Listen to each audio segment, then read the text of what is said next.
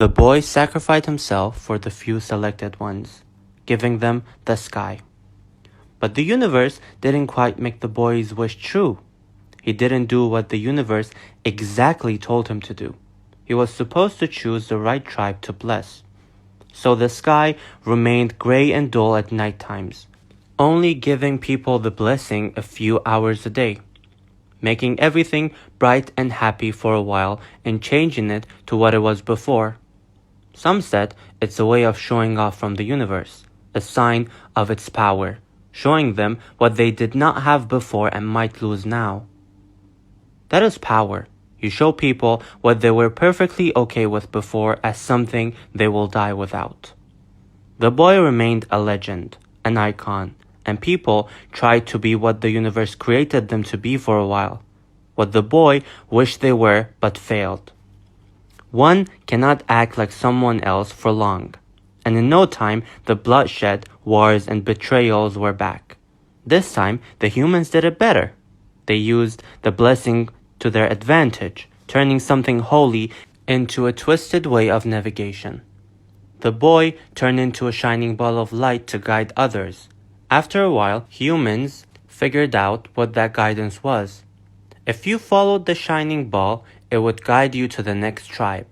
No one knew why. Some said it's the boy's way of asking them to be civilized, make peace with each other. But soon it got twisted to a sign, a word from someone higher, their legend, a sign for revenge. The tribe by the beach, rich and well-armed, convinced everyone that this was the boy's way of guiding them to take revenge. Revenge from all that disappointed him, betrayed him. People believed it, because that is what people are. They believe in power. They believe in the negative, in the bloodshed.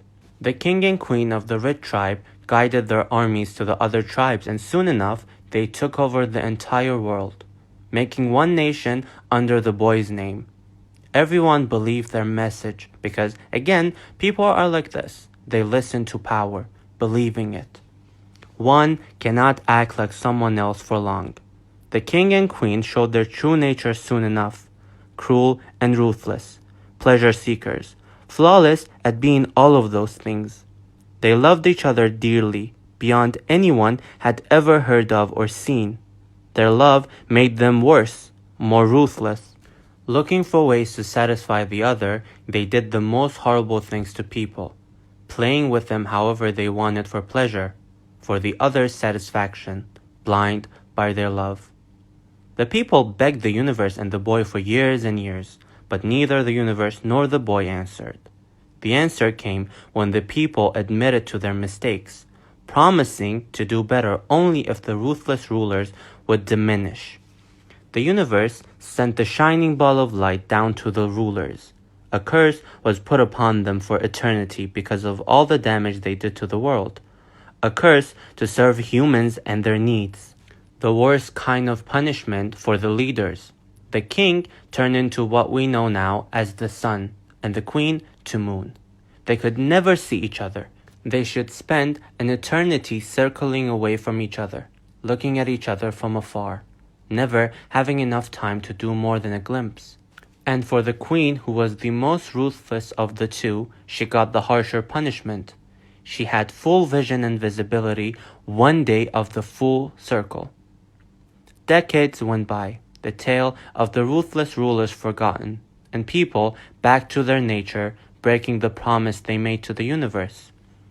The rulers, longing for more than a glimpse, continued to circle away from each other, looking at each other once a full circle.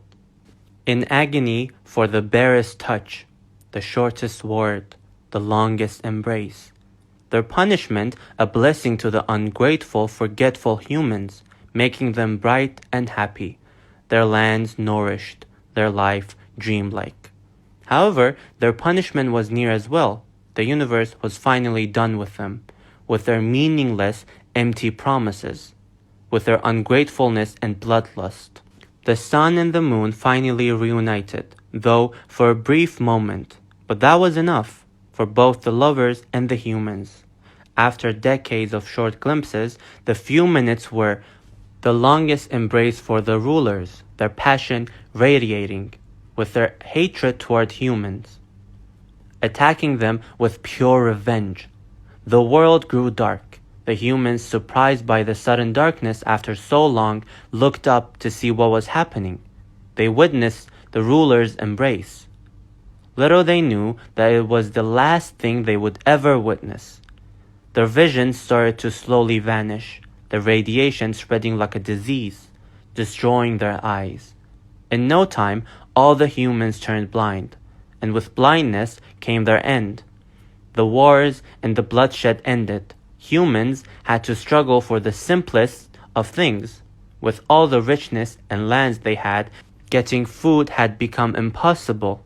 Some died of hunger, some from accidents, and others killed each other, fighting till the last seconds. The remains of those humans and once civilizations are still buried deep where no one can find them. But their story was told by the shining ball of light to the next generations.